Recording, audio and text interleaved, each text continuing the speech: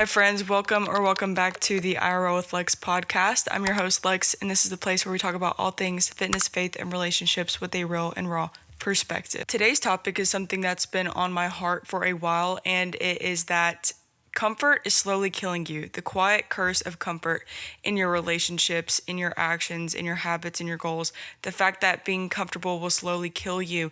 And if it doesn't kill your physical body, it will kill your soul first. And so I kind of just want to talk about all that today, kind of talk about how I approach that, how I challenge myself daily to get out of my comfort zone, and why getting out of your comfort zone will actually save you in the long run.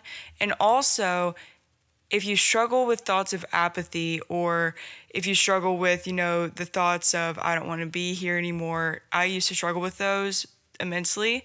And since it is Awareness Month, these are things that actually helped me not feel like that anymore, and how being comfortable is actually one of the main perpetrators for that feeling within me. Maybe not within you, but they were within me. And so, without further ado, let's get real. I heard something a few weeks back, and it said, would you rather have an unfamiliar heaven or a familiar hell? And I feel like that is so relevant to today's society because, first of all, we always just love to do what makes us comfortable, what we're comfortable in. That's why we stay in relationships we're unhappy in. We stay in jobs we're unhappy in, because if anything, even if we aren't enjoying them, at least they are consistent and reliable, and we know what to expect. Okay. And so very often, whenever we have a goal or anything in our lives that we wish we had, we're too scared to go after that thing because it's not familiar. Okay. Even with self-harm behaviors, the reason that we hold on to them is because at least they are familiar, and familiarity isn't always a good thing. Okay. I was driving the other day, which of course you guys know I'm a driving baddie again, okay? And also, this is on YouTube. If you're watching this on YouTube, please say hi in the comments. But anyways, I was driving the other day, and I was just thinking about the fact that if you put a metal pan on the stovetop, okay, and you are holding the handle, okay, this does not have any rubber around the handle, it's all metal, so there is no way to stop the heat, okay? It is a conductor of heat, so the pan handle gonna get hot. But if you have your hand on that handle and it stays there while the stovetop is warming up, okay? You're not gonna realize how hot it is until you take your hand off. And I feel like that is so just relevant to a lot of things in our lives, because we will slowly accept more and more and more and more until we finally take our hand off, or we are on the outside and we realize how bad that situation truly was. I feel as though this happens very often for me because I am someone who will fight for something if I believe in it, even if that thing is hurting me. I am very much so the person that will try to, heal the dog while it's biting me, okay? And at sometimes, yes, that is a very beautiful quality to have. But at some point, you need to look at the dog and understand that dog does not love you. And while that dog does deserve to be alive, it also doesn't deserve to be with you. And so I think that whenever we just fall back in these comfort zones, you need to understand if you are disrespecting yourself or not, because a lot of times we stay places and we stay in situations and we stay with certain behaviors because it's comfortable, but at what cost? What is the comfort costing you? Okay? Because just recently I had to let go of some things in some relationships, and in those moments afterwards, did it hurt during the moment? Yes. And I think the reason it hurt the most is because I was finally comfortable. And whenever you're in a bed, okay, whenever it's late at night, you're in your bed, you have the air on, you got the fan going, you're cold, okay, whatever, you got that comforter. If you take your comforter off, you're gonna be cold, okay? Now what do you also have though around you? You have blankets, okay? Are the blankets as comfortable? No, but you wouldn't have known it was cold if you didn't take the comforter off. You wouldn't have known what it was like without the comforter unless you took it away. And so you never even know. Maybe one day you'll find a new favorite blanket or a new favorite comforter. However, you'll never be able to find the new things that make you even happier, make you even warmer if you don't take the comforter off in the first place. Okay? Because you might have been using that comforter for so long that you don't even realize that the comforter is dirty and it stinks and you need to wash it. Okay? Because you were so afraid of being cold for just a few seconds that you didn't allow yourself to be uncomfortable. And so whenever you finally take yourself out of situations, environments, atmospheres that don't truly benefit you, and until you finally see these things from the outside looking in, you might never understand how happy you could have been if you're too scared to leave the familiar hell to get to the familiar heaven. This is one of the reasons so many people don't ever stop indulging in self-harm behaviors, because they are familiar and they are consistent. Just because you can consistently hurt yourself with a sure result, you know that harming yourself in this way is going to produce a consistent result or feeling, that does not mean it's good. Just because you're comfortable in a burning house does not mean that you need to stay there. And so a lot of the times, whenever we are indulging in self-harm behaviors, whether it's, food issues or doing things to your body or substances, they're comfortable because they are consistent in the way they make you feel. But that does not always mean that is good, okay? Something I had to learn, because I am someone who has struggled severely with I have a very addictive personality, and kind of just acknowledging that within myself, helped me immensely. I know that I just will never do certain things because I know that I will like them, and I know that I will get comfortable in the way they make me feel, and I know that that will harm me long term, just like drinking. I've never drank because I know that I will become addicted to that. I know that about myself. And so even with, the reason I don't count calories, I know that I am an addictive person. And it's not that counting calories is inherently bad, but it is bad for me because I like control too much, that I would try to control that and it becomes obsessive. I know that about myself. And that doesn't mean that I'm bad, but it means that I'm aware. Okay?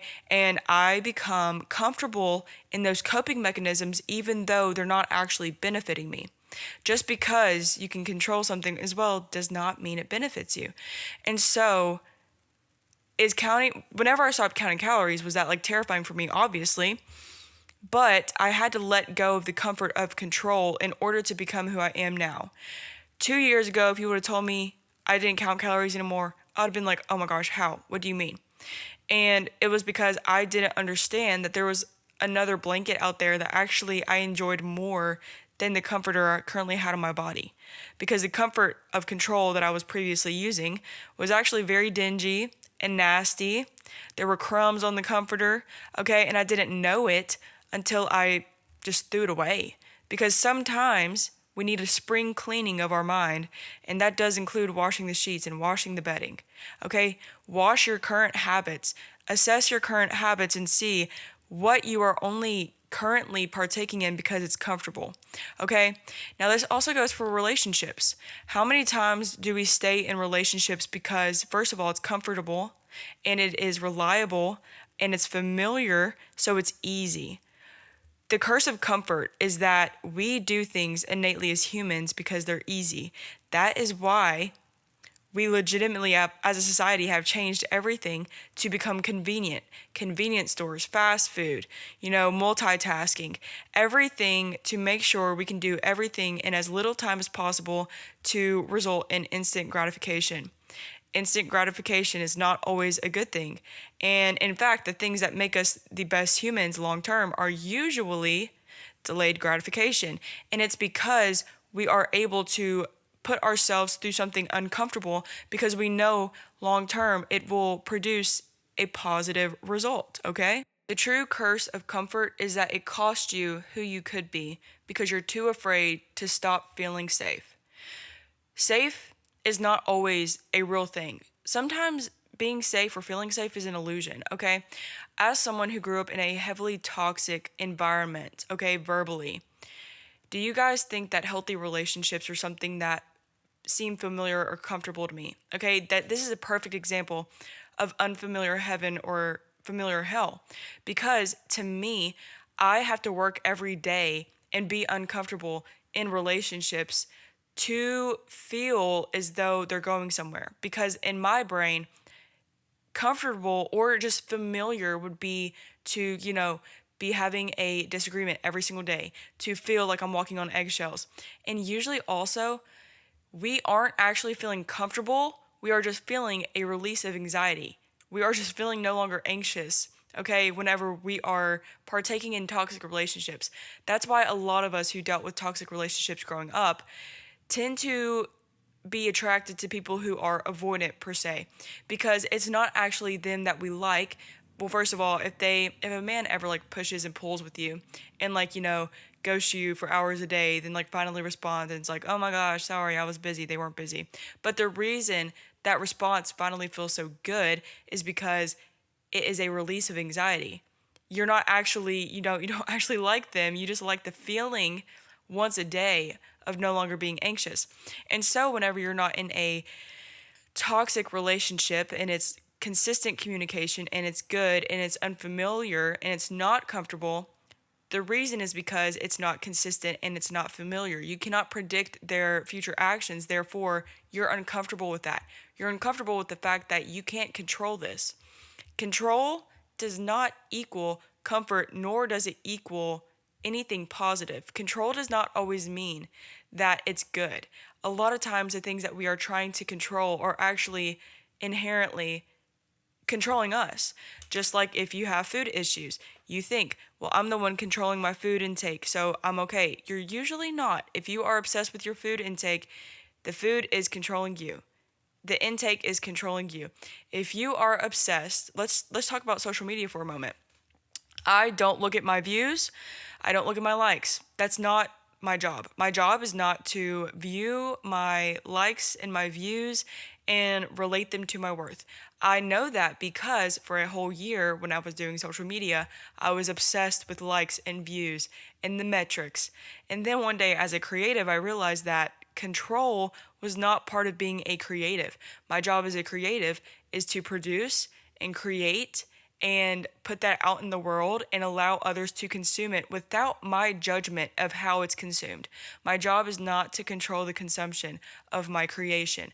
And so, is that uncomfortable? Yeah, because I know other people are out there looking at that. I know other people are out there like, oh, her views are down. Like she's fell off. Oh, blah, blah. Some days I pop off. Some days I don't. It doesn't matter because as a creative, comfort is not part of that equation. Comfort is not part of being a creative.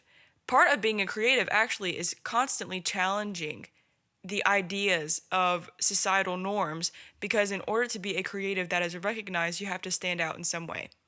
And that's whenever my favorite book, The Courage to Be Disliked, comes into play. I read The Courage to Be Disliked last year, and it's genuinely probably one of the best books I've ever read. So good that I actually bought my dad that book and sent it to him because I was like, my guy, you have to read this. The reason I say that is because, first of all, it's not a biography or a memoir or any of that. It is a conversation between two people. I believe it's a student and a philosopher or a monk, perchance. But it is so good because the young boy throughout the entire book is expressing, his insecurities, all these things, societal norms. And I don't remember, I think it's a monk, but every time the young boy is talking about these things, the monk asks him and makes him reflect on the reasons he's doing the things that he does or the reason he thinks the way he does. And the monk essentially says all of our issues are societal issues. Every single issue is a societal issue, and it all comes down to what we are afraid of, like people thinking about us, like not fitting in, all these things. And usually, actually, none of those things are true. We just create those things in our brain to protect ourselves. And so how often are you partaking in actions and behaviors in order to protect yourself? Because you're afraid of being excluded. You're afraid of being left out. You're afraid of being uncomfortable. You're afraid of being cast out of the group. And my biggest response to that, honestly, is what if? So what? What if you are left out?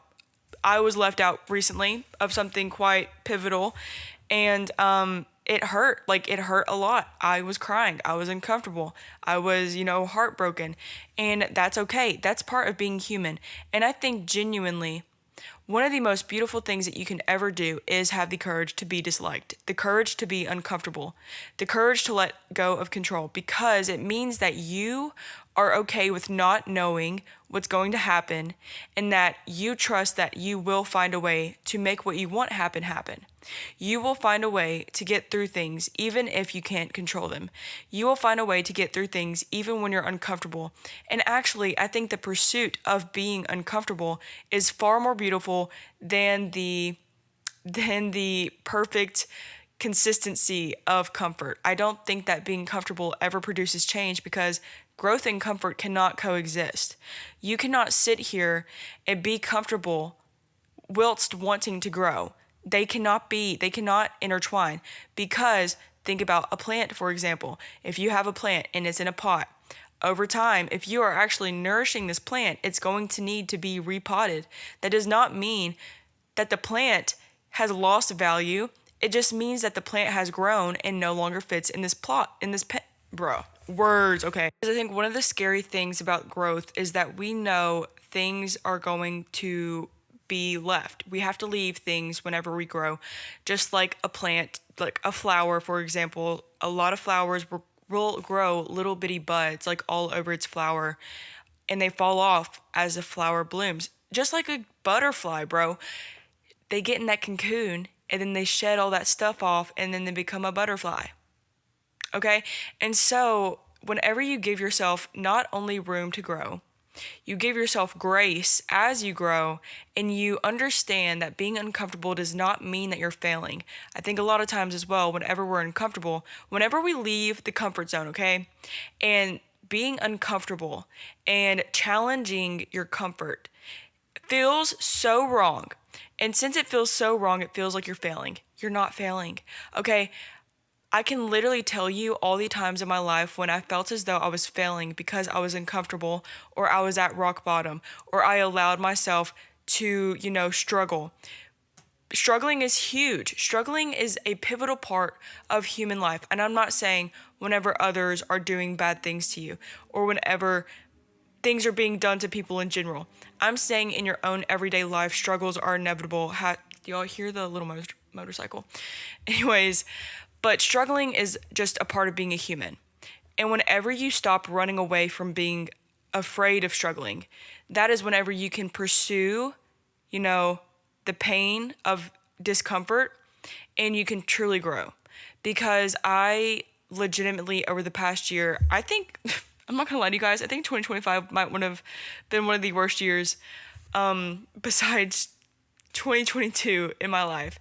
And that's okay, because I know that, one, it being a bad year is not a reflection of my character.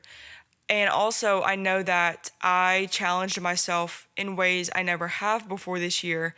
And I, despite it being a really bad year, have grown because of that.